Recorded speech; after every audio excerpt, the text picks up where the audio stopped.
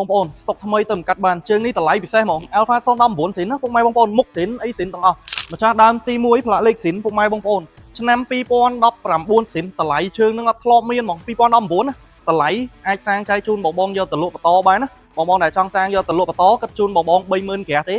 39500បាទ019ស៊ីនតាបឡូស៊ីនដៃលេខស៊ីនទាំងអស់ទាំងមុខស៊ីនទាំងយ៉ាន់ក៏ស៊ីនដែរពុកម៉ែបងប្អូនជើងគុជ3ស៊ីនទៀតបាទនេះពុកម៉ែបងប្អូនជើញមកមើលខាងក្នុងបាទចង់ដឹង19ស៊ីនមកមើលអានេះបងប្អូននេះ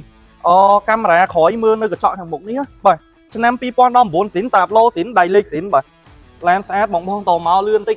តាមពិតទៅចែកបានយើងទិញបានតម្លៃល្អចែកពុកម៉ែបងប្អូនយើងក្នុងតម្លៃល្អវិញណាតែបញ្ជាក់ខ្ញុំបើកសាំងតែ2ទៅ3ថ្ងៃទេបើខ្ញុំរៀបចំឲ្យតម្លៃ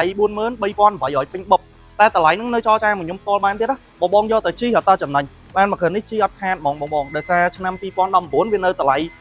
អានេះកាគេទិញ80000ជាងបាទឥឡូវសាង30000ក្រាស់រៀបចំ40000ស្ដាង43800ចរចាបាទនេះឆ្នាំ2019ស៊ីនហ្មងពុកម៉ែបងប្អូនបាទអត់មានឡើងសេរីអត់អស់ license ឡើងសេរីអីគឺអត់ទេហើយប្រភេទផែនបាទផាន់ភាគឡានស្អាតហ្មងអត់មានប្រវត្តិបុកកលាត់កាត់តស្ងោបដោពណ៌អីគឺអត់មានទេ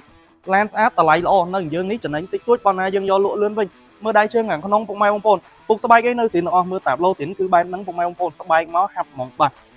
កាមេរ៉ាយ៉ាយក្រោយឯមានទាំងអស់បាទជាប្រភេទកៅអី SC option ល្អទៀតបើកដបូល2តង់អូតូ3ទ្វារប៉ុង1ម៉ាស៊ីន4សាំងសុតបាទអញ្ចឹងសម្រាប់ពុកម៉ែបងប្អូនដែលមានតម្រូវការបាទឡាននេះតលឿនតិចខ្ញុំធានាហ្មងធានាថានៅអត់យូរហ្មងដូចតែ018មុនយ៉ាងហ្នឹងលក់40000ជាងនៅរៀងលឿនណាតែនេះ019អត់ដល់តម្លៃ018ដោយសារយើងកាត់មកបានធូរយើងចំណេញពីបងប្អូនយើងតិចតួចយើងចែកបងប្អូនយើងយកទៅប្រើធូរវិញអរគុណពុកម៉ែបងប្អូនយើងទាំងអស់គ្នាតម្រូវការតាក់ទងមក NK33 អូតូបាទ